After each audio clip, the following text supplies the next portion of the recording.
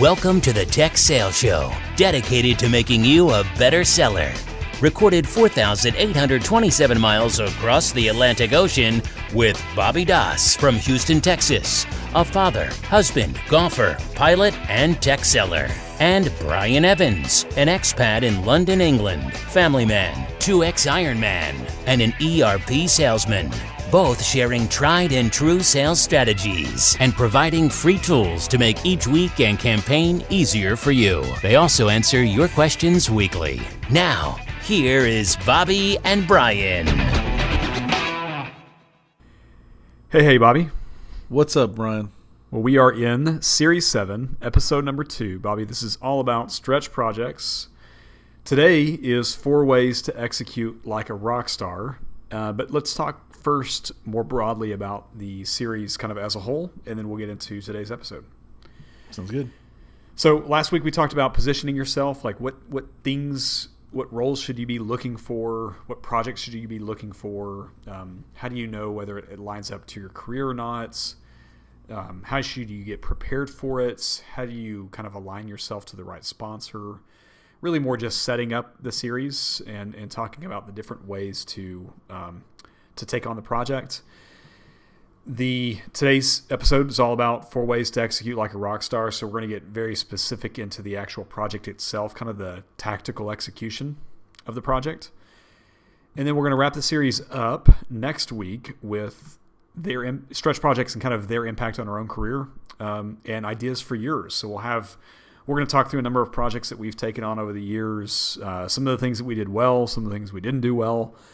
And then we're going to give you, probably 20 plus ideas for different projects that you could take on yourself. And that will be included with a deliverable as well. So if you want to download this off our website, it'll be at TechSalesShow.com. But that will be following the release of episode number 3. So, Brian, why didn't we title this episode 4 Ways to Execute Like an Average Sales Rep? Well, yeah, I guess we could all execute like average people, right? But that's not what we do here at the Tech Sales Show. That's right. We are rock stars or bust, people. Average is the enemy, like we say. We had a new listener tweet us that. I loved seeing that last week. Tweeted us, average is the enemy. Great stuff.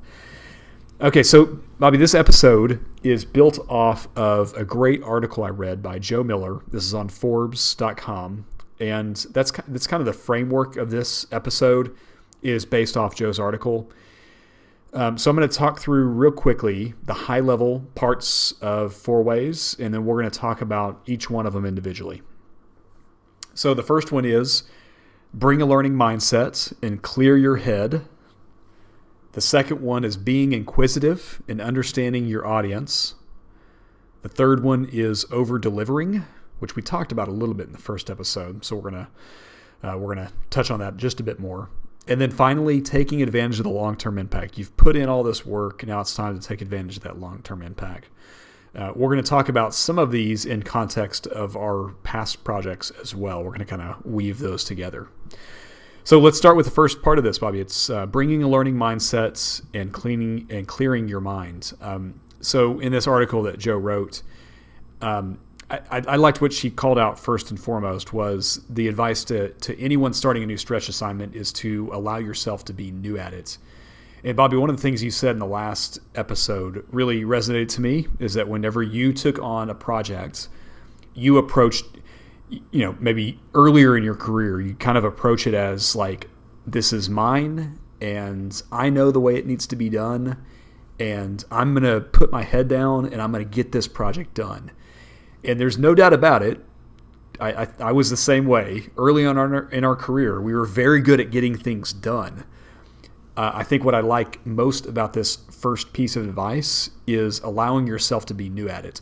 There is no way you could put your head down and just bulldoze your way through it if you were taking a mindset of being brand new at this particular subject.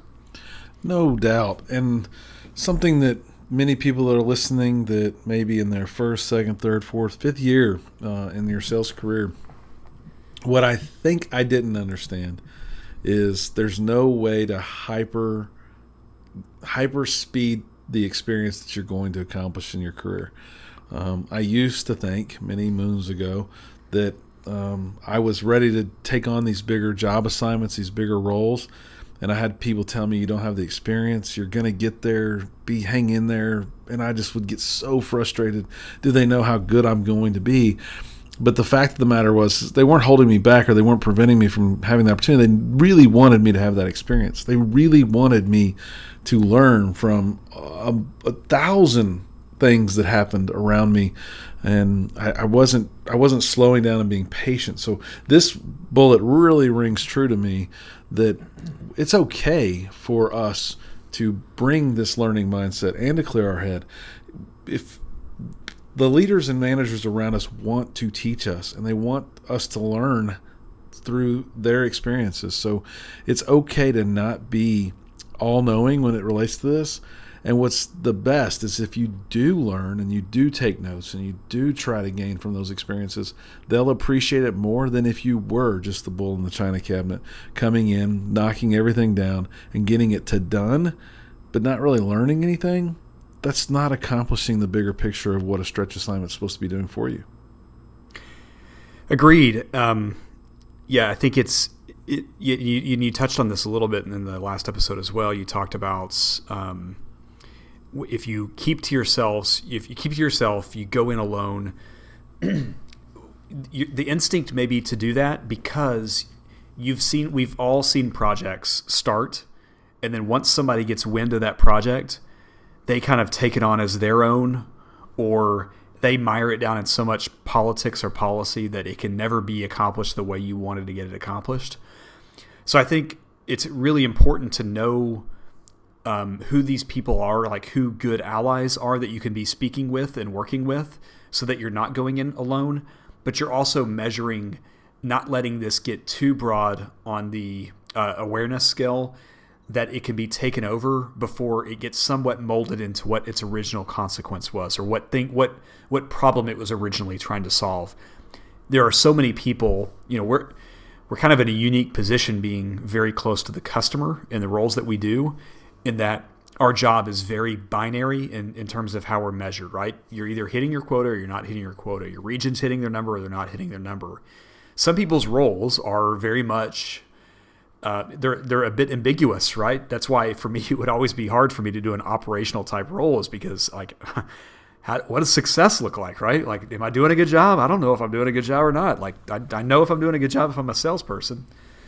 And the reason I say all that to say that there could be people that latch onto this project that you're taking control of, and it may help them hit some of their commitments, but man, they may cause the project to go sideways. So bring a learning mindset, collaborate with people, go talk to people that have good specific knowledge in this area or understand the problem statement that you're trying to solve, but be careful as to who you kind of expand this opportunity out to.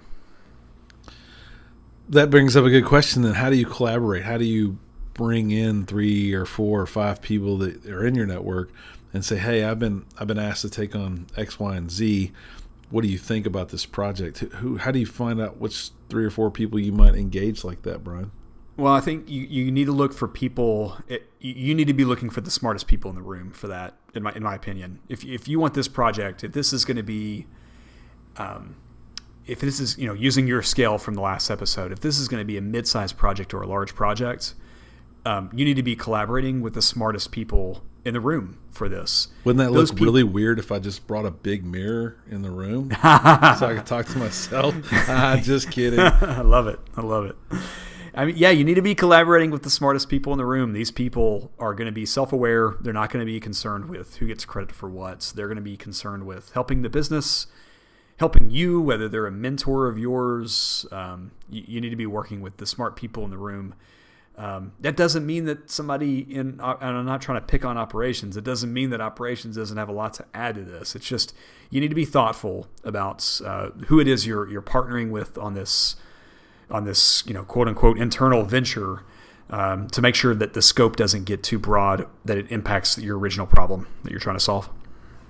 Sometimes we joke about it, but this really is a point to not be average in this part of it. When you're bringing this learning mindset, the average person might sit and just listen. They might not be the one who asks a lot of questions, but you're being asked to be part of this because your approach and your mindset probably will bring something to the table that the team around you is looking for. I love to bring someone from the outside of a team to participate in a little project so that I can get new, fresh blood. And so they probably want you to be inquisitive. And I think that kind of takes us to the next point, right? Which is number 2 is be inquisitive and understand the audience. Yeah, it's being really curious and thoughtful and creative. And you have to find this zone. I thought Nadia, I think it was the first interview that we did, talked about this zone that she's able to find. And for me, that was I really enjoyed that interview because it helped me reflect on what position do I need to be in mentally and from a day schedule standpoint to be as curious as I can possibly be. Like you said, in the last episode, we were joking about I'm in the middle of reading several books at this point, kind of working on my next project internal at my company. And I know specifically when in the day I'm most effective at putting together the plan for this. I know, Bobby, when I'm working on stuff for the podcast, I know the best time for me when I need to be writing an episode. I know what that time looks like for me. So being inquisitive, understanding your audience, being very curious, those are really, really critical success items in terms of delivering a great project.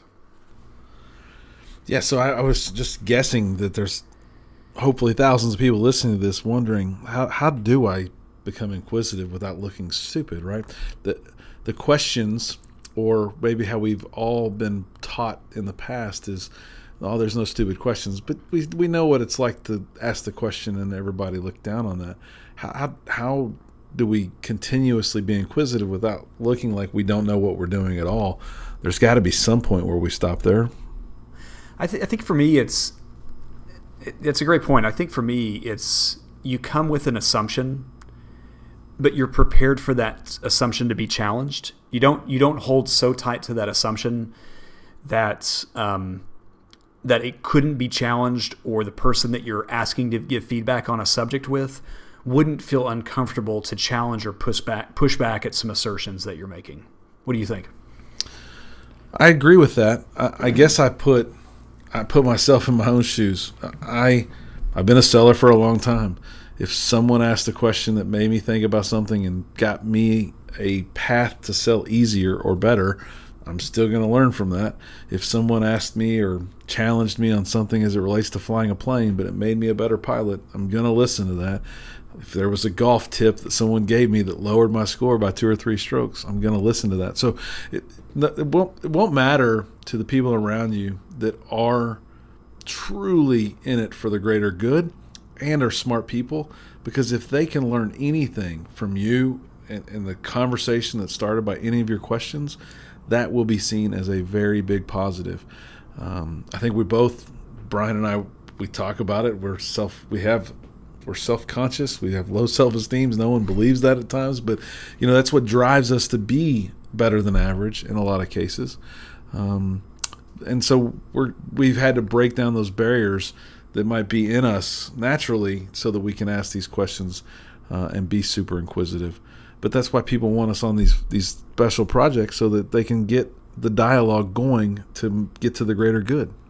Yeah, I think of it on a spectrum a lot of times. I even think about this on the podcast. There are some people that will listen to a show and they'll take 2 or 3 nuggets and they'll be like, man, what you said on this or that really landed with me.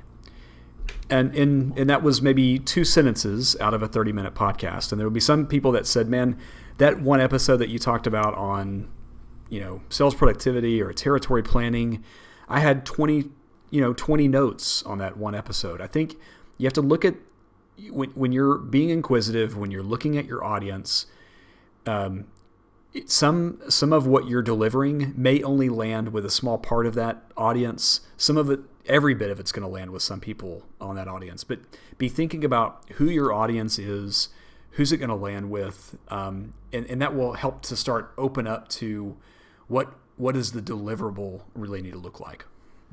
I'll close my part on this section about the part that you do to learn from the questions that you ask. So over time, you're working on this stretch assignment. You've asked a bunch of questions. Hopefully you've taken some good notes, but you've gotten feedback. This is what helped this conversation. This is how we got started down this pathway towards success. Learn from those and then share them again in the future. Continue to be inquisitive. No one likes the guy who's on the guy or girl who's on a special project or a stretch assignment that is the know-it-all. That never helps. It's got to be about the collaboration to get you to the greater good, and learn from it and be better at the next special project or the next stretch assignment. Great stuff. Okay, the third point is over-deliver. We talked about this a bit in the first episode. Don't lose sight of the opportunity that's been entrusted to you. I think many people get a stretch assignments or a highly visible project or even a mid-size visibility project, and they took a risk on their own reputation because this is something a senior leader asked them to work on, and they kind of saw you as a person that would be a good vehicle to deliver this project. Bobby, you called this out rightly in the first episode. Many times an M1 or an M2 will give you a project, and you need to they're going to receive some of the credit for this project, whether they did any of the work. They're going to receive some of the credit for you for that project, and that's okay. That's a good thing in the long run for your career. So I guess from an over-delivery standpoint, don't lose sight the fact that this opportunity to deliver this specific project, it lands more. It doesn't just land on your shoulders; it lands on their shoulders as well. So delivery is super critical on the project itself. I would agree. I think what comes to mind here is I had a manager at Microsoft. We'll keep his name off the list for right now, but he might have coached me around being a little bit emotional. And some of the things that we did for special projects were so small, so basic, but the people around us didn't know what was going on, but we knew what we were working on. There was a time where we took a meeting on the second floor, actually it was the third floor at the Houston office, where the entire episode for us was for me to keep my mouth shut and not get emotional. And he was going to do everything he could with the whole team in the room to do everything that would just drive me insane, where I'd have to speak up. But it was really there was no harm, no foul by me not speaking. But I have this desire to put my elements into a project so bad that I have a hard time keeping my mouth shut. In some of those early days, it was really hard. But success looked like if I kept my mouth shut, and I over-delivered by keeping my mouth shut. And sometimes I couldn't keep my mouth shut, and I would get emotional. But it was some of the best manager to employee learnings that I had by just doing simple assignments like that. And on those instances, you even have to over-deliver. It doesn't have to be a big, global project at Microsoft for it to be something that's going to make you better at your career. It could be something as simple as something that you and your boss are trying to accomplish in a small room with other people that don't know what's going on to get better at what you're trying to get better at. Yeah, let's take the example that we talked about in the first episode. Let's say that your manager is going on holiday, going on a vacation for a couple weeks, and I know that's foreign to the U.S. listeners, but man, it's all over the place here in Europe, and it is fantastic, by the way. I highly recommend a 2-week vacation. That doesn't mean you're leaving the company if you're gone for 2 weeks over here in the States. That's what it typically means. Yeah, you're fired. You're leaving. You're right. So let's say your manager going on vacation for a couple weeks. You've made him or her aware, ideally months before they go on vacation, that man, this is a stretch opportunity that I want. Bobby, let's talk through what things could you be doing for that manager, for him or her, to over-deliver on that project? Well, we say it all the time, but just nail the day job. Like, get all the stuff done, all the reporting, all the sales forcing, all the CRM updating, all of the rhythm of the business for those 2 weeks. Nail all those things, take a ton of notes, and make it real easy for them to get back up to speed when they come back. Just nail the to-dos, the day job, right away, right off the bat. That's number one. Number two, I think if I really wanted to over-deliver, I would probably try to incorporate this temporary role with my day job. Like, really understand what others around me are doing well, and maybe create a synopsis for my manager on things that people might tell me that they might not tell him, and find a way to provide some of that feedback that would help him get more recognition for turning the team around, pointing us in the new direction, focusing on a new widget that would make us all look better because we're better than most. Maybe it's that up-and-coming product, something like that. But it's only 2 weeks. You're not going to be able to boil the ocean per se, but I would try to find one thing that I could get out of the team that maybe he or she's not been able to get out of them in the last few weeks. Yeah, I'd add a couple things to that list. As a manager, even an individual contributor, we still, on occasion, will check in on our email to see how the business is going, to see what sort of emergencies have raised their ugly head while we're away, even if it's just a quick 10-minute check-in. What if in their inbox they had a summary of the business, how things are running, how the forecasted deals are coming along? They didn't have to proactively reach out to the reps, right? What if you had that kind of summary written out for them? What if, we always talk about nailing your day job, what if you continued to nail your day job and you prospected and you found a net new opportunity, or whatever your sales job looks like? Continue to execute really well on that job, because if your business falls off for those 2 weeks, you're not going to get the same opportunity. They want to know that you can run your business and you can do the next job in order to get that again. Bobby, one thing I remember you did, this was years ago, when you were covering as a sales manager, is forecasting. You kind of built out these forecasting workbooks, and I think this is before you even took the management job. Is that right? I believe so.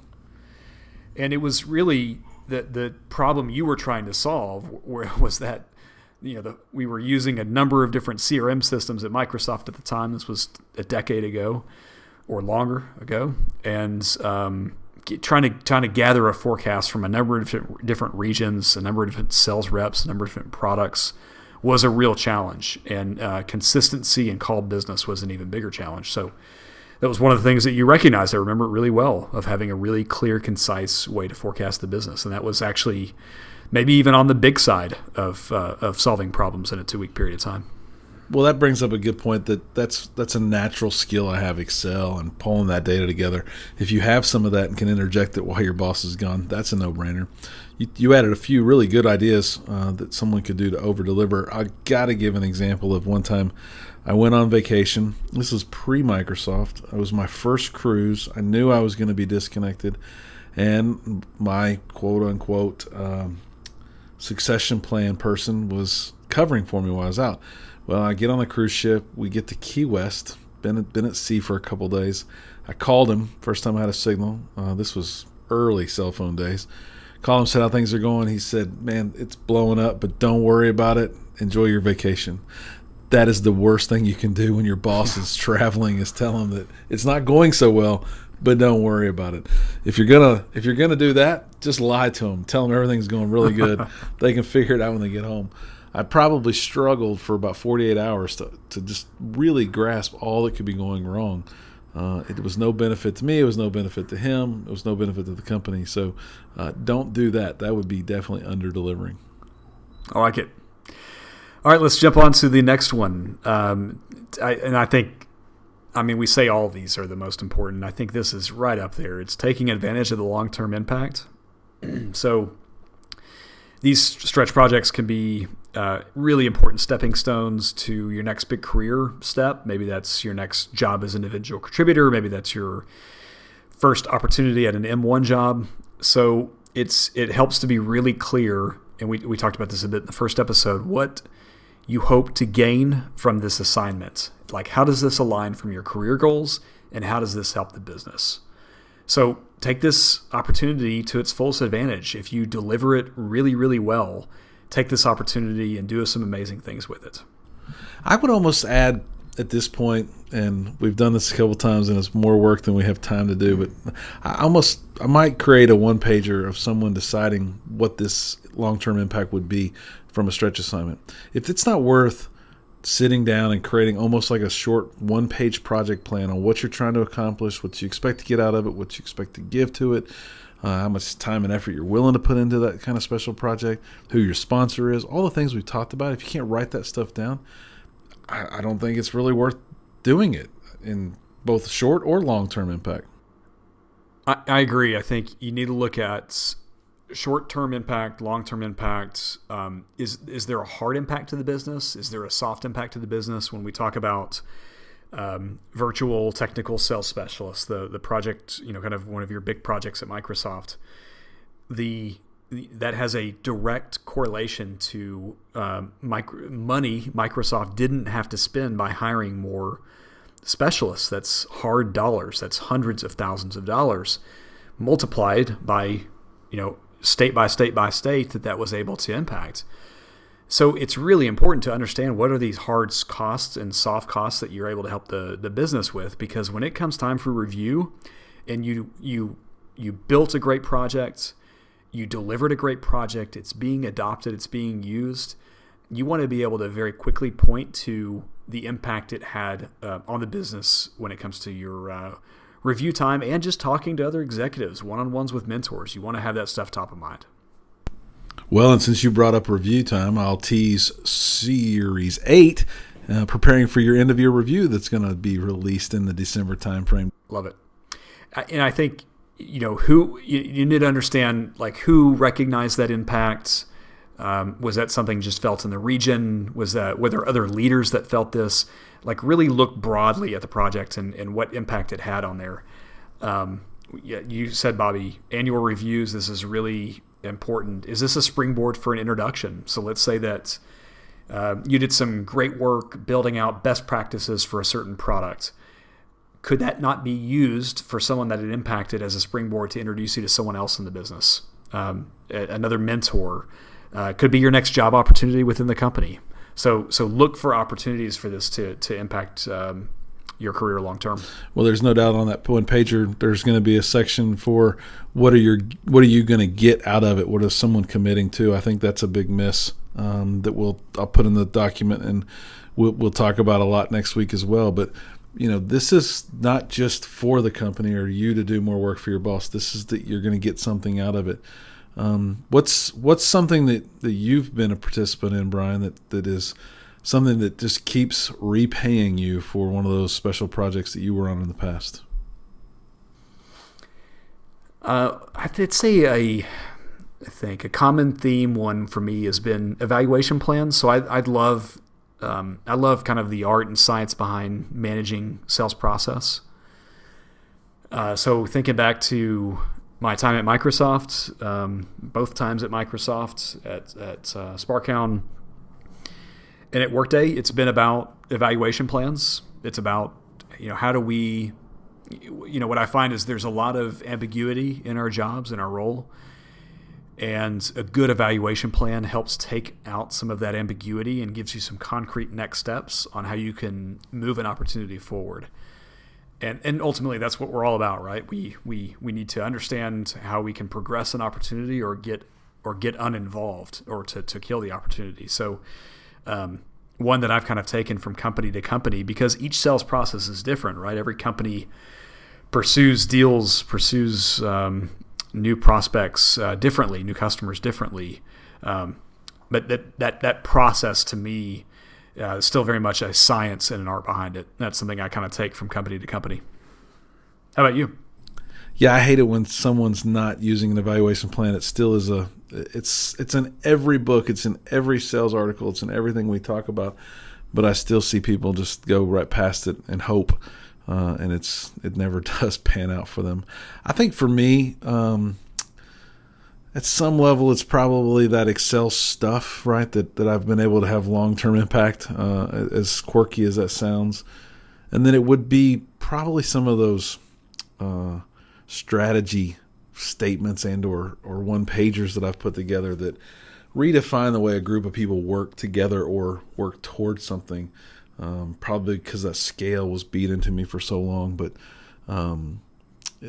It's almost like a huge 180-degree transition. Early on, it was work harder, do more than most, read one more white paper. It was all about what I was able to accomplish. And now later on in my career, even through the Tech Sales Show, it's how many people can I teach and how many people can I help be better. And I know what that impact's going to be for me now. I know that the managers and leaders around me want me to make everyone else better. So that's probably my trademark today, is sharing with as many people as I can with the least amount of effort, like a global podcast. And it really, we talked about it in the first episode, it really goes back to if you do nothing, if you take on no stretch projects, which I don't think we'll have any listeners that aren't looking to get better and to take these things on. The easiest one you can take on is to be the best sharer on your team. Yeah, that doesn't cost anything. It will pay huge dividends for you. It doesn't cost anything. It's something you can do in real time as it's happening. Be the best sharer. You're never going to give away all your best ideas. And if you do, you're probably in the wrong role.